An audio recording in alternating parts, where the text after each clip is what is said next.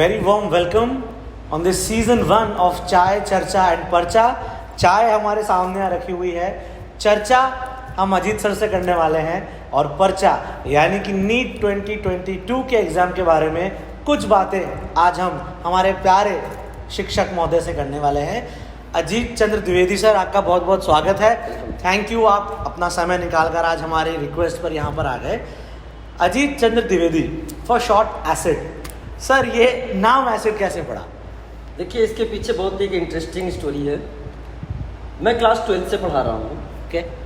जब मैंने IIT BHU में एडमिशन लिया, जब मैं वहाँ से बैचलर कर रहा था, तो फर्स्ट ईयर से ही मैंने वहाँ पे भी पढ़ाना स्टार्ट किया। क्लास टाइम के अलावा जो भी टाइम मिलता था मैं उसको पढ़ाने में ही यूज करता था, क्योंकि इकोनॉमिकली मुझे उसकी ज़रूरत थी। बच्चों ने डेडिकेशन देखा। एक बार मैं क्लास में गया तो मेरा नाम है अजीत चंद्र द्विवेदी, शॉर्ट में बोला जाए तो ACD।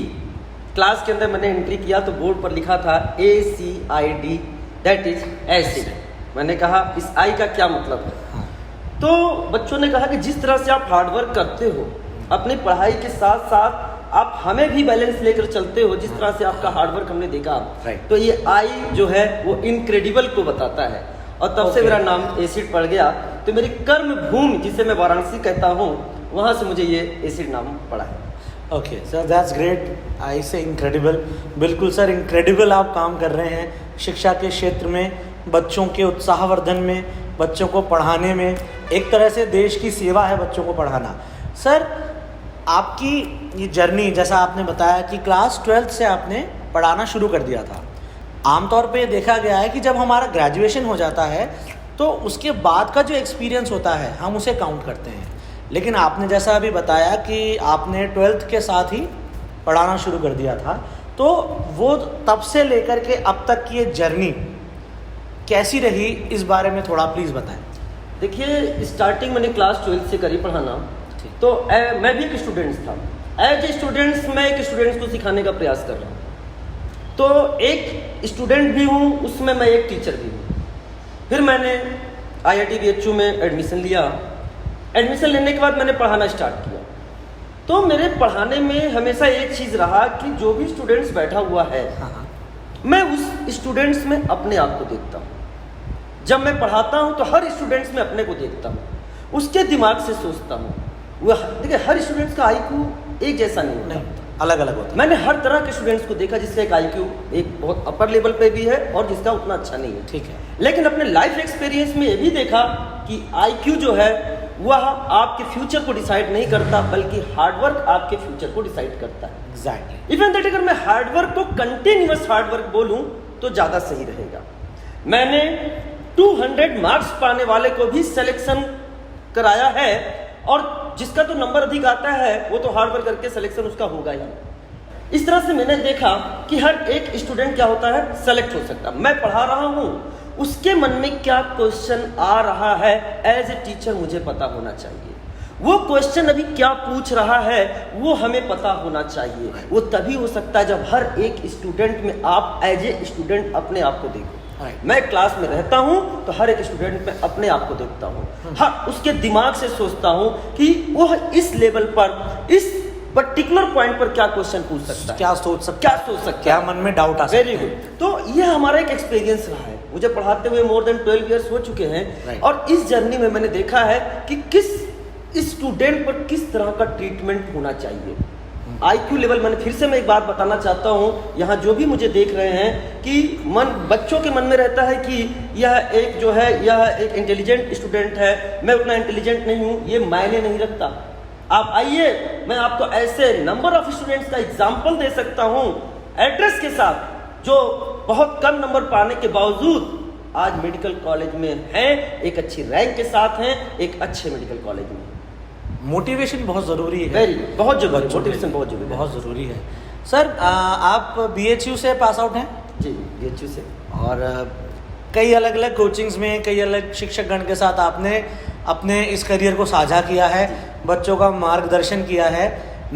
आप आज अनअकैडमी के एक टॉप एजुकेटर हैं, आप जो कोटा का ऑफलाइन जिसने संभाला हुआ है, केमिस्ट्री के आप शिक्षक हैं। तो सर, अनअकैडमी का प्लेटफॉर्म और सारे प्लेटफॉर्म के कंपैरिजन में किस तरह से बच्चों के लिए और फेवरेबल है और हेल्पफुल है? देखिए, जहाँ तक मैं बात करता हूँ, मैं इस प्लेटफॉर्म पे आया तो बहुत सोचने के बाद इस प्लेटफॉर्म को मैंने ज्वाइन किया।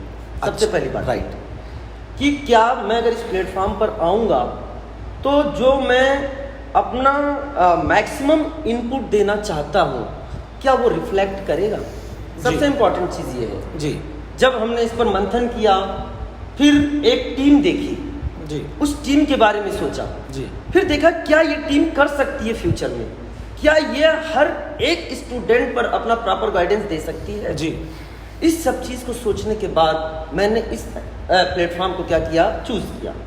आज मैं देखता हूँ, अभी हमारी जर्नी ज़्यादा लंबी नहीं गई, लेकिन जितने भी दिन अभी मैंने क्लासेस दी हैं, क्लासेस हमारी चल रही हैं, उन बच्चों के चेहरे पे जो मैं कॉन्फिडेंस देखता हूँ, उस कॉन्फिडेंस को देखकर मुझे हर अगले दिन जब सुबह होती है तो एक नई एनर्जी मिलती है कि बीते हुए कल का जो टाइम था उससे मुझे आज ज़्यादा एनर्जी लगानी है, क्योंकि बच्चा मुझे रोज़ देखना चाह रहा है कि सर आने वाले हैं, आज मैं कुछ और नया सीख कर जाऊँगा। बच्चों ने कमेंट किया है, सर कल जिस सब्जेक्ट को छूते हुए मुझे डर लगता था, आज मैं उसको एंजॉय कर रहा हूँ। और यही एक इंस्पिरेशन है। मैं आज एसिड सर हूँ तो मैं आज एसिड सर, किसी संस्था ने मुझे एसिड सर नहीं बनाया, मैं सबसे बड़ी बच्चों ने बनाया। आज मैं एसिड सर हूँ तो मुझे इन बच्चों ने एसिड सर बनाया है। अब सबसे इंपॉर्टेंट चीज़ क्या है, हम टीचर हैं उन बच्चों के कारण है, तो हमारी ऑनेस्टी उन बच्चों के लिए होनी चाहिए। बाकी सारी चीज़ें अलग हैं, लेकिन क्लासरूम एक मंदिर की तरह होता है और हमें उस मंदिर में जिस तरह से भाव होते हैं वो लेके जाना चाहिए। जिस तरह से ईश्वर के सामने आपका डिटर्मिनेशन होता है, वो पढ़ाने में आपका डिटर्मिनेशन यानी कि आपका ऐसा मानना है, आपका ऐसा कहना है, आपका ऐसा अनुभव अनअकैडमी पे आके रहा कि उस मंदिर की विशुद्धता को बनाए रखने में अनअकैडमी पूर्ण रूप से सक्षम है, पूरा कैपेबल है पूरी तरह से। सबसे अच्छी बात मुझे ये लग रही है कि आज हम जो चाह रहे हैं कि एक स्टूडेंट के ऊपर ये इम्प्लीमेंट होना चाहिए, वो फ्रीडम है आपके वो पास। मुझे फ्रीडम मिला है। आज हम किसी भी तरीके से एक्सपेरिमेंट स्टूडेंट पर कर सकते हैं कि यस, किसी भी 24 आवर्स हम जिस तरीके से चाहे अपने समय को एज स्टूडेंट पर यूटिलाइज कर सकते हैं। ये सबसे अच्छी सी बात मुझे यहाँ पर लगती है। हाँ, मतलब अगर किसी भी फैकल्टी को उसको फ्रीडम मिल जाए और बच्चे का भविष्य बनाने की जहाँ बात आती है, तो फिर उस फ्रीडम के साथ वो फैकल्टी 101% उस बच्चे का भविष्य बना ही देता है, पूरा डिटर्मिनेशन के साथ। सर कुछ क्वेश्चंस हैं जो हमारी टीम ने एक सर्वे के दौरान बच्चों से पूछे थे, तो उनमें से कुछ एक क्वेश्चंस हमने यहाँ उठाए हैं और वही क्वेश्चंस मैं उन बच्चों से लिए हुए आज आपके सामने रखना चाहता हूँ। ये ऑल इन ऑल जनरल सभी बच्चों की क्वेरीज रहती हैं। आई होप कि हमारे ये क्वेश्चंस और अजीत सर के आंसर आप बच्चों की इस क्वेरी को बहुत हद तक सॉल्व कर पाएंगे। सर, बच्चे एक बात अक्सर करते हैं कि जब हम पढ़ाई करते हैं तो हमें ऐसा लगता है कि हमें सब कुछ याद हो गया, हमें सब कुछ आ रहा है, लेकिन एंड आते आते वो सब उल्टा पुल्टा हो जाता है, सब भूल जाते हैं। इस चीज़ को ओवरकम कैसे करें? देखिए, एक्चुअली जब हम किसी सब्जेक्ट को पढ़ते हैं, किसी भी सब्जेक्ट को पढ़ते हैं, किसी भी टॉपिक को पढ़ रहे हैं और उस टॉपिक को पढ़ने के बाद उसके क्वेश्चंस को अगर हम तुरंत सॉल्व करते हैं तो लगभग सारे क्वेश्चंस हो जाते हैं और एक बहुत ज़्यादा कॉन्फिडेंस फील होता है। ऐसा मैंने बच्चों से पूछा भी और बच्चों ने इस चीज़ पे जवाब भी दिया कि सेम जो कॉन्फिडेंस से टॉपिक आपने पढ़ा है उसको अगर कुछ दिन बाद वापस से क्वेश्चन सॉल्व करते हैं तो वो कॉन्फिडेंस नहीं आता है। ठीक बात है। तो अगर आपको किसी टॉपिक में लगता है कि आपने उस टॉपिक को बहुत अच्छे से कर लिया है तो आप ऐसा भी कर सकते हो कि उसके क्वेश्चन को कुछ दिन बाद करो। या फिर ऐसा हो सकता है कि जो टॉपिक आपका अच्छे से तैयार हो, आपको चेक करना है कि आपका उसमें कितना कॉन्फिडेंस है, तो अब आप पहले थ्योरी मत करो, आप पहले क्वेश्चन वाले पार्ट से स्टार्ट करो। क्योंकि जब आप थ्योरी करते हो या जब कॉपी रिवाइज करते हो तो आपके सामने सारा कंटेंट है और आप पढ़ते जाते हो और सब चीज़ें आपको समझ में आती है कि हाँ, ये भी मुझे आता है और वो भी मुझे आता है। बट जब आप क्वेश्चन सॉल्व करते हो और जहाँ पर क्वेश्चन आपसे नहीं होता वह आपके दिमाग में क्लिक करता है कि थ्योरी का ये वाला पार्ट हमें वापस से रिवाइज करना है, तो आप उसको वापस से रिवाइज कर सकते हो। जब कोई टॉपिक अच्छे से तैयार हो और उसमें चेक करना हो तो सबसे पहले आप क्वेश्चन वाले पार्ट से स्टार्ट करें, जिससे फिर आपको आपकी कमियों का पता चल जाए। ये सबसे इंपॉर्टेंट चीज़ होती है। नंबर 2, आप जब पढ़ाई स्टार्ट करते हैं, स्टडी करते हैं, तो शॉर्ट नोट्स ज़रूर बनाएं। ये सबसे इंपॉर्टेंट चीज़ होती है, क्योंकि धीरे धीरे जैसे समय बढ़ता जाता है वैसे आपके सामने बहुत ज़्यादा कलेक्ट हो जाते हैं टॉपिक। तो अगर आप शॉर्ट नोट्स बनाते हैं और उसका प्रॉपर रिवीजन करते हैं तो ये लास्ट में आपकी बहुत ही हेल्प करेगा। तथा साथ में मैं आपको बताना चाहता हूं कि जहां पर ऐसे हों कि अच्छे क्वेश्चंस हों उनको एक अलग से नोट करें, एक अलग से कॉपी बनाएं। ऑर्गेनिक में फॉर एग्जांपल कोई रिएक्शन वाली चीजें चल रही हैं तो उनको लिखिए और लास्ट में एक क्वेश्चंस की कॉपी बनाकर उनको रिवाइज करें, ये भी आपको बहुत ही हेल्प करेगा। ओके, तो कुल मिलाकर के शॉर्ट नोट्स वाली बात सर ने यहाँ पर बताई, उनकी कॉपी बना करके रखें, उनको रिवाइज करते रहें, जिससे कि आपको ये बात सही है कि जब आप कोई क्वेश्चन करते हैं उस टाइम वो क्वेश्चन आपको जिस कॉन्फिडेंस के साथ आता है, जिस रिदम के साथ आता है, वो कुछ टाइम बाद में वो रिदम हम लूज़ कर देते हैं और उस वजह से हमें उस वक्त तो लगता है कि क्वेश्चन आता है, कुछ टाइम बाद लगता है या तो आता था अब आता ही नहीं है। तो उसके लिए बहुत ही अच्छा सा एसिड सर ने एक सोल्यूशन बताया। सर एक क्वेश्चन और आता है बच्चों का, बड़ा कॉमन सा सवाल है, टाइम मैनेजमेंट। टाइम मैनेजमेंट, देखिए टाइम मैनेजमेंट के साथ बहुत सारी चीज़ें जुड़ी हुई हैं। हम सबसे पहले स्टूडेंट्स को बोलते हैं कि सबसे पहले कम से कम 6 घंटे की स्लीपिंग मस्ट है, कम से कम। हाँ सर, मैं कई बार ऐसे ऐसे बच्चों से मिलता हूँ, मैंने पूछा कुछ बच्चों से कि कब सोते हो, तो कहता है TTS। अब बहुत देर तक तो मुझे TTS समझ में ही नहीं आया, क्योंकि मैं कभी TTS का फंडा ही नहीं अपनाया। बाद में उसने बताया कि सर मैं ट्यूसडे, थर्सडे और सैटरडे सोता हूँ बस। नहीं तो ये सबसे बड़ी बात है, ये क्या है, एक मशीन है, एक लाइव मशीन। सबसे इंपॉर्टेंट चीज़ है कम से कम 6 घंटे की स्लीपिंग होनी चाहिए, और इसका मतलब ये नहीं कि केवल स्लीपिंग होनी चाहिए, ये भी सबसे इंपॉर्टेंट चीज़ है। एक क्या नाम है, 6 से 7 घंटे की स्लीपिंग लें और फिर उसके बाद अपना क्या करें, एक वीकली शेड्यूल बनाएं। सबसे इंपॉर्टेंट चीज़ है वीकली शेड्यूल बनाएं। सबसे पहले बात मैं आपको ये कहना चाहता हूँ कि हफ्ते भर में आपको क्या करना है आगे आने वाले समय में, इसको बनाकर अगर आप एक कोई ड्राइविंग फोर्स चाहते हो तो कोई टीचर या पेरेंट्स के पास वहाँ आप पहले से ही सेंड कर दो कि यस हम आपको एक हफ्ते में ये कंप्लीट करके दिखाएंगे। तो एक आपके सामने क्या है, ड्राइविंग फोर्स है। अब ऐसा नहीं कि आपने जो लिख दिया वो कंप्लीट हो ही जाएगा, हो सकता है कि उसका 70 to 80% पार्ट आपने कंप्लीट किया, लेकिन जो पार्ट आपने कंप्लीट किया वो इतने अच्छे से होना चाहिए कि कमिंग टेस्ट में उससे क्वेश्चन गलत नहीं होना चाहिए। अभी इसका प्रेशर नहीं बनाना है आपको ये प्रेशर नहीं बनाना है कि नहीं हम बहुत ज़्यादा टाइम लेंगे, 24 आवर्स में 22 आवर्स। मैंने देखा है बच्चों को सोते ही नहीं है। अरे सोते नहीं हो, आपको लगेगा थोड़ी देर के लिए कॉन्फिडेंस लगेगा कि मैंने बहुत ज़्यादा स्टडी करी है, लेकिन वो लॉन्ग टर्म मेमोरी में कभी नहीं जाएगी। कहने का मतलब ये है कि 0 से 10 की जर्नी ही मुश्किल होती है। यस, 11 to 100 की जर्नी उतनी मुश्किल नहीं होती। तो टाइम टेबल शॉर्ट स्पैन का बना करके शुरुआत करें। हाँ, दूसरी बात, अपने हर मेहनत के, अपने हर हार्ड वर्क के, अपने गोल जो आपने आज बनाया है कल उससे अच्छा करने की कोशिश करें। और सबसे इंपॉर्टेंट चीज मैं आपको ये बताना चाहूंगा कि अपने पास्ट को सोचकर, बहुत इंपॉर्टेंट बात बताता हूँ, ये हर स्टूडेंट्स आप इस बात को ध्यान से सुनना, अपने पास्ट को सोचकर अपना प्रेजेंट खराब मत करो। सबसे इंपॉर्टेंट चीज है, जो गया सो गया, क्योंकि जो प्रेजेंट, अभी जो मैंने बोला वो प्रेजेंट था, अब क्या हो चुका, वो पास्ट हो गया है। वही प्रेजेंट आने वाले फ्यूचर का बेस बनेगा, और अगर आपका बेस ही वीक होगा तो फ्यूचर आपका स्ट्रांग कैसे हो सकता है। जो गया जाने दो, जो गया जाने दो। आज से हम करेंगे, अपना मैक्सिमम एफर्ट लगाएंगे और नहीं सोचेंगे रिजल्ट क्या होगा, नहीं सोचेंगे कि एग्जाम कब होने वाला है, सिलेक्शन के बारे में क्या बात है, नहीं सोचेंगे। हाँ, अपने हर एक माइनर को अपना मेन एग्जाम समझ के हार्ड वर्क करेंगे। बेटा आपको पता नहीं चलेगा कैसे ही अब जब आपकी आंखें खुलेंगी कि आप मेडिकल कॉलेज के सामने एज ए डॉक्टर खड़े रहेंगे। तो ये सबसे इंपॉर्टेंट चीज है, आपको इतनी ज्यादा हार्ड वर्क करनी है कि आपका स्टडी टेबल का जो लैंप लाइट है कल वो एक स्टेज का स्पॉटलाइट बन जाना चाहिए। क्या बात है, lamp light should turn into a spotlight. वो कहते हैं मेहनत का बेंचमार्क ये है कि जब आपका सिग्नेचर एक ऑटोग्राफ में बदल जाए, और डॉक्टर बनने का बेंचमार्क ये है जब आपका टेबल लैंप का लाइट आपका स्पॉटलाइट में बदल जाए। बहुत अच्छी बात है सर, बहुत बच्चे मोटिवेट होंगे। मैं इसमें एक चीज और ऐड करना चाहूँगा, जब आप क्लास में हो और आपसे टीचर कोई क्वेश्चन पूछ रहा है या कोई क्वेश्चन लिख रहा है, तो सबसे इंपॉर्टेंट चीज है कि आप हर क्वेश्चन पर ट्राई जरूर करें। अब 2 ही ऑप्शन हो सकते हैं, या तो वो आपसे सही होगा या तो वो आपसे गलत होगा।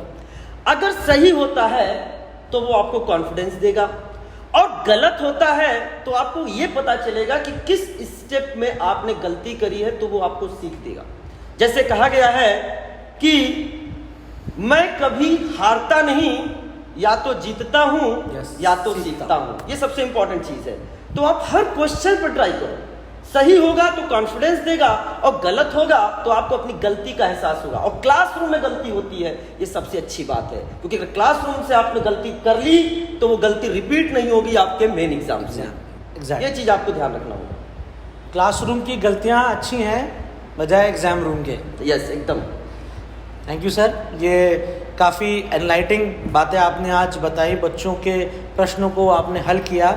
अब सर आपका 12 साल का जो अनुभव है, मैं समझता हूँ कि 12 साल के अनुभव में अगर हम बात करें शुरू के साल 2 साल 3 साल की, तो आज वो लोग डॉक्टर बन चुके होंगे। बहुत सारे डॉक्टर्स हैं, इंजीनियर्स भी हैं। तो आज जो हमारा शो देख रहे हैं वो कल के IAS भी बन सकते हैं, कल के IITian भी होने वाले हैं, और डेफिनेटली कल के डॉक्टर्स होने वाले हैं। अभी नीट का एग्ज़ाम सर 17 जुलाई को है, और तो कुछ ऐसी बात, कुछ टिप जो आप स्टूडेंट्स को देना चाहें, जो वो एग्ज़ाम के दौरान ज़रूर अपने मन मस्तिष्क में रखें, जिससे उनका की पॉइंट फोकस उनके एग्ज़ाम पर रहे। देखिए, सबसे इम्पॉर्टेंट चीज़ ये है कि अब आप फाइनल एग्ज़ाम देने जा रहे हैं, तो जितना आपने पढ़ लिया है उस पर कॉन्फिडेंस रखें। सबसे इम्पॉर्टेंट चीज़ है, उस पर कॉन्फिडेंस रखें। बहुत कम समय बचा हुआ है, लेकिन इतना भी कम समय नहीं बचा हुआ है कि अब आप कुछ कर नहीं सकते। अभी सबसे इम्पॉर्टेंट चीज़ है आपका रिवीजन, सबसे इम्पॉर्टेंट रिवीजन। और जो आपने शॉर्ट रिवीजन बनाया है वो आपके बहुत काम में आने वाला है। NCERT पर आप जरूर फोकस करें, क्योंकि एग्जाम जो है वो NCERT ओरिएंटेड चल रहा है अभी।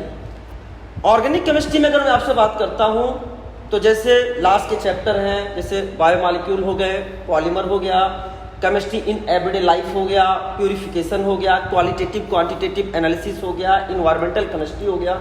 इसको NCERT से जरूर रिवाइज करके जाएं, क्योंकि जो भी ट्रेंड बना हुआ है जी, वो लगभग आप समझ लीजिए कि more than 30% question organic chemistry से यहीं से आ रहे हैं। ओके। जो केमिस्ट्री इन एवरीडे लाइफ के ड्रग्स हैं उनको जरूर आप देखें ठीक से, और ज़्यादा से ज़्यादा क्वेश्चंस जो हैं, अभी जो प्रीवियस ईयर क्वेश्चंस हैं उनको ध्यान से देखें, और NCERT पर फोकस करें। और सबसे इंपॉर्टेंट चीज़ है कि अपने आप पर कॉन्फिडेंस रखें कि जो मैं करूंगा वो अपना बेस्ट करूंगा, रिजल्ट जो आएगा उसको देखा जाएगा, उसके बारे में आप एकदम ना सोचें। Thank you so much sir. और चलिए बच्चों, अब सर से विशेस ले लेते हैं आपके लिए। सर प्लीज़ बच्चों के लिए शुभकामनाएं।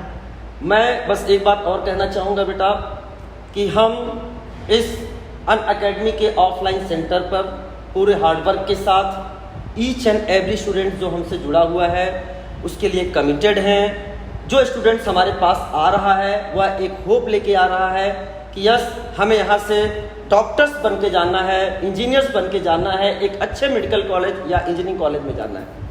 तो हम सारे टीचर्स यहाँ पर पूरे हार्डवर्क के साथ लगे हैं, एक लाइन के साथ कि कैसे कह दूं थक गया हूं मैं, ना जाने किस किस का हौसला हूं मैं। अब आपको क्या करना है बेटा, पूरे हार्ड डिटर्मिनेशन के साथ, कंटिन्यूअस हार्ड वर्क के साथ क्या करना है बेटा, हार्ड वर्क करना है और अपने गोल को अचीव करना है। तो इसके साथ मैं ये कहना चाहूंगा, wish you all the best and let's crack it.